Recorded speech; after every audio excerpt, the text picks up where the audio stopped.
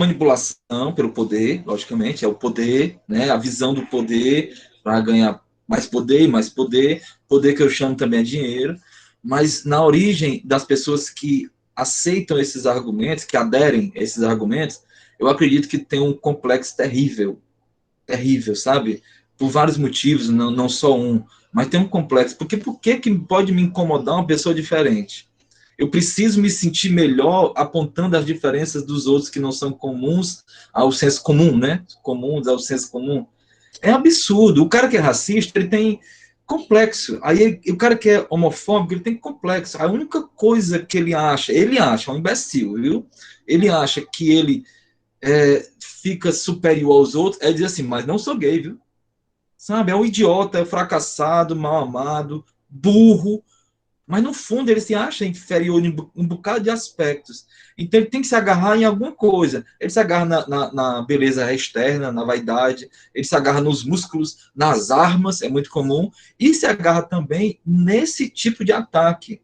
Ele diz, mas pelo menos eu não sou gay, pelo menos eu não sou negro, pelo menos eu não sou mulher, sabe? Ele tem que rebaixar os outros pensando que consegue, é um imbecil. Mas, infelizmente, é um dos motivos que as pessoas aderem. Meus anjos, o que é que isso tem a ver com liberalismo econômico? Tem alguma coisa a ver com liberalismo, que é a doutrina econômica do capitalismo industrial? Aí vocês façam um esforçozinho que eu vou dizer que tem, viu? E não é forçação de barra para aparecer conteúdo, não. E eu convido, agradeço pelos comentários, eu sempre gosto. Eu estou encantado com essas duas turmas, como vocês cresceram, assim, né, como indivíduos e tão provocantes. E eu até comentei isso com a minha monitoria, como eu estava achando massa. Parabéns, viu? Mas a gente tem que puxar o conteúdo, viu? Porque senão, dentro da turma vai ter alguém que vai dizer, não passei porque não teve aula. Eles ficaram falando de jornal, tipo isso. E aí eu vou mostrar como isso tem a ver com a aula de hoje, que ainda é sobre o capitalismo industrial e a sua doutrina liberal, vou dizer. E aí convido, eu não queria, mas enfim, quem quiser ter esses assuntos mais culturais, políticos também, né, mas cultura e política, a gente tem um grupo de estudo para isso também, vocês ficam convidados. Ontem as meninas começaram a chamar, eu também compartilhei umas coisas, que a gente não chamava ninguém, e vinha quem visse por acaso um cartaz, uma coisa, vinha para o Gastrotópica, né? A gente tinha as reuniões de sábado. Como essas turmas estão tão afim desses assuntos, eu me permito dizer, tem esse negócio lá, vai quem quer, não tem nota, ninguém tem obrigação. Até isso eu tenho que ter cuidado, porque eles também dizem, olha, o professor transformando o aluno em escravo do pensamento dele, obrigando, sabe? Eu tenho que ter cuidado com isso também. Então, meus amores, se vocês quiserem um tempo a mais para discutir essas coisas, sem preocupação de cronograma, horário, conteúdo, currículo, essas coisas, vocês podem ir para esse grupo de estudo também, viu? Enfim, aqui tem a Evelyn, aqui tem o Massa, aqui tem a Tamires, tem uma galera massa, viu, que está já participando. Pois, meus amores, eu vou abrir os slides para a gente dar sequência, eu vou justificar o que eu falei. O que é que toda essa conversa tem a ver com liberalismo? Infelizmente tem, mas é uma deturpação do liberalismo. Eu que critico o liberalismo, né, negativamente, eu critico por convicção pessoal. E é mais pensamento mesmo. Tem coisas do liberalismo que eu elogio muito, o que deixa a minha crítica mais respeitável, né? Porque eu não só vejo o ruim, eu vejo o bom também. A parte boa do liberalismo, e até a parte que eu não gosto, né, mais do lado econômico, ela é deturpada e isso impacta também nesses exemplos que vocês estão dando, que a gente está discutindo. Vou abrir os slides e vocês acompanham o que eu quero dizer. Deixa eu ver quem é que está me chamando direto aqui. Desculpa, viu, galera? Meus amores, vou passando os slides, vou parar lá onde a gente foi na última aula. Vocês vão olhando, já tirando aí matando a saudade ou não, né, do que a gente já estudou. Já estudamos muito nesse bimestre, né? Ó. Capitalismo comercial, capitalismo industrial. Aí na última aula a gente ficou falando desses temas, ó, democracia representativa, três poderes, a tripartição do poder, liberdade do indivíduo, né? Aí também o direito à propriedade privada, livre iniciativa e concorrência, a mão invisível do mercado, favorável à livre força do mercado, que Adam Smith chamava de mão invisível do mercado.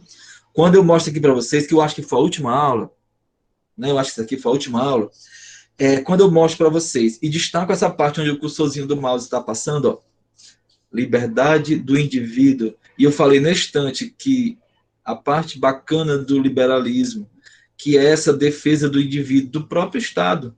Eu que defendo a ação do Estado como regulador e motivador da economia e das coisas no enfrentamento da desigualdade, eu defendo isso. Né? Ninguém precisa concordar.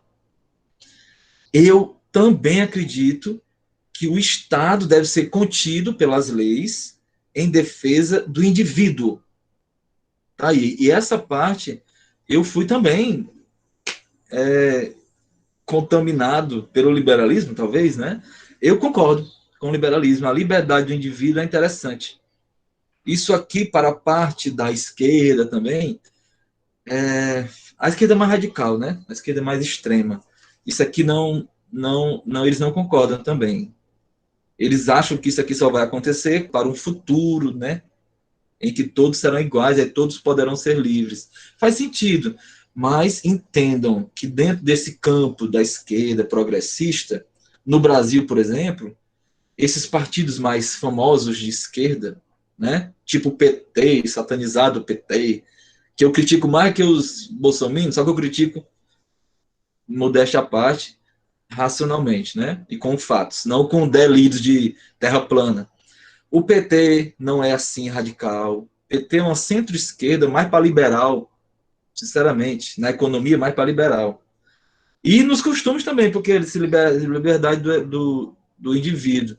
O PDT, Partido Democrático Trabalhista, ele também é de centro-esquerda e também entende a liberdade individual. O PSOL também entende a liberdade individual. Até o PCdoB recuou muito na história. PCdoB, que seria, né, o Partido Comunista também brasileiro, mas na verdade é de centro-esquerda também, porque eles também concordam com esses valores, porque eles estão na política para isso. Democracia representativa, independência dos três poderes, liberdade de indivíduo. Tem gente nesse partido, por exemplo, que eu admiro muito, de verdade. E tem umas carniças que eu não gosto. Só para vocês terem ideia, liberdade do indivíduo. Estou falando isso porque numa aula do primeiro ano a menina falou assim, eu sou antipolítica, acho que eu comentei com vocês. E eu estava vendo na época da eleição que se a esquerda ganhasse, ia instalar uma ditadura, sabe? Coisa completamente WhatsApp, uma coisa totalmente louca. Então estou chamando a atenção, negada. Quem acredita nisso, pare para pensar um pouquinho e pense se o PT, quando teve 14 anos no poder, se ele destruiu nossas liberdades individuais, ou se o PT foi completamente aliado a um liberalismo, foi completamente aliado, por isso que eu não gosto do PT, por exemplo, ninguém precisa concordar. Sabe, então, reajam às informações simplificantes. Toda essa fala, vocês podem pegar o que eu estou dizendo e pensar agora nos exemplos que a Tamires falou, que vocês ficaram comentando aqui os exemplos, o que eu falei, a outra fala todinha, Cristina, todo mundo. Negada, infelizmente, as pessoas vão para o assunto liberdade de expressão do indivíduo, né? Liberdade do indivíduo, inclusive a liberdade de expressão, garantida constitucionalmente nos países democráticos. As pessoas deturpam isso para esquecer que o indivíduo ele tem responsabilidades coletivas que diminuem a sua liberdade individual. Tipo, eu gostaria de viver nu, mas seria saudável para os outros que eu estivesse nu o dia todinho? Não. Então, a minha liberdade individual foi reprimida. Ainda bem, né? Ainda bem. Tem gente que adoraria sair matando negros, pobres, gays. Tem gente que adoraria, mas aí eu vou chamar de liberdade individual, liberdade de expressão, ele hostilizar na rede social. Não, isso é reprimido também. A extrema-direita, cínica, mas a extrema-direita cristã, cínica, essa extrema-direita que fala em nome de Deus, eles fazem isso. Por exemplo, eu vi nesse colégio alunos defenderem trabalhos que falavam de racismo inverso e como os brancos sofrem, porque hoje em dia não se pode mais fazer uma piada com pessoas pretas, sabe? Não pode. Onde está a liberdade de expressão? Aí esses humoristas cretinos brasileiros que ficam chamando o politicamente correto para dizer que tudo que a gente pensa, que a gente tem que ter cuidado na piada, na hostilidade, na insistência da brincadeira, com mulheres, com minorias, com negros, gays, com crianças, com deficientes físicos, a galera, né? Mais vulnerável, ou minoria, pelo menos. Toda vida que a gente tenta fazer um debate onde a gente diz, galera, não é saudável você fazer uma piada racista, mas já foi, sabe? Aí eles chamam isso de mimimi, eles chamam isso de um ataque à liberdade de expressão. A outra parte aqui tem uma coisa que a gente não discutiu ainda, ó. O direito à propriedade privada, a livre iniciativa e a concorrência. A livre iniciativa, a gente já discutiu quando a gente foi tratando de mão invisível do mercado. Por livre iniciativa, a pessoa vendia coisa, entendia a demanda, investia. Por livre iniciativa, a pessoa reprimia a produção. Os exemplos já deu para isso aqui. A gente já falou de concorrência também, quando a gente falou a mercearia, do acaracuzinho, não sei o que, essas coisas, tudinho que a gente estava tratando. Só que o direito à propriedade privada, eu queria chamar a atenção para a gente fechar essa aula de hoje, daqui a pouco termina, falta 10 minutos, mais ou menos. Porque, ó, o direito à propriedade privada é um argumento incrivelmente poderoso em prol não só do capitalismo industrial, do liberalismo econômico, mas do próprio capitalismo como geral. Por quê? Porque o contraponto ao capitalismo mais importante ainda é, na minha opinião, ainda bem, né, o socialismo. O socialismo que levaria no futuro ao comunismo. O comunismo nunca existiu na história, bota isso na cabeça, viu? Nunca existiu. É uma busca. Mas o socialismo já foi implantado em alguns países durante a história do século XX. Enfim, vamos lá. A propriedade privada, no argumento socialista mais tradicional, mais ortodoxo, os marxistas mais ligados a uma concepção revolucionária e imediata da sociedade, eu vou ter que explicar isso aqui, mas vai ser rápido, mas nas próximas aulas, no futuro, quando terminar todas as doutrinas, eu volto a falar nisso de novo. Meus anjos, o marxismo ele pode ser dividido em várias vertentes. As mais fáceis de entender é o marxismo científico e o marxismo utópico. Grosso modo. Depois tem o leninista, trotskista, enfim, vários, né? Tem até o marxismo ambiental, não sei, essas coisas, mas vamos lá. Qual é o principal? Os exemplos do século XX, foram de marxismo científico, que diz, grosso modo, isso lá no Gastrotópico, a gente já teve umas 3 reuniões tratando disso, a gente já leu o livro juntos, é uma coisa lá, mas aqui com vocês eu não trabalhei ainda. Então vamos lá. A lógica é, no capitalismo existe a garantia da propriedade privada, a livre iniciativa e a concorrência. Essa aqui é uma crítica de Karl Marx, vamos lá. Essa livre iniciativa e concorrência e a busca da propriedade privada não garante o enfrentamento das desigualdades, porque quem mais tem dinheiro, competências e poder para competir, sempre vai ganhar. Isso gera, uma lógica muito simples de entender, isso gera mais desigualdades. Aqueles exemplos das outras aulas, o Carrefour competindo com a bodeguinha do Acaracuzinho, o Carrefour vai ganhar, porque consegue ter lucro menor em cada produto e, no geral, ganhar muito mais. E a bodeguinha vai ter que ter um lucro maior, então o preço na bodeguinha vai ser mais caro. Isso tende aos grandes milionários, os grandes conglomerados, a exclusão dos menores e jogando gente na miséria. Isso aqui é o capitalismo. Infelizmente, é assim, né? E aí o socialismo diz, não, temos que romper com isso. Como? Tomando os meios de produção. Olha como é simples de entender. Os meios de produção, negada, quem produz, né? Quem capital produtivo, as indústrias, nesse contexto, capitalismo industrial, a indústria. Mas aí você pode botar, né, o comércio, o terciário, enfim, toda a cadeia produtiva. Na lógica marxista, nessa do marxismo científico, a lógica é toma-se os meios de produção. Ou seja, toma-se os meios de produção privados. Todos serão agora do Estado. Porque ser do Estado é também ser do povo. Porque ser do Estado direciona, né, os lucros para todo o corpo da sociedade. Não é absurdo, não, é interessante.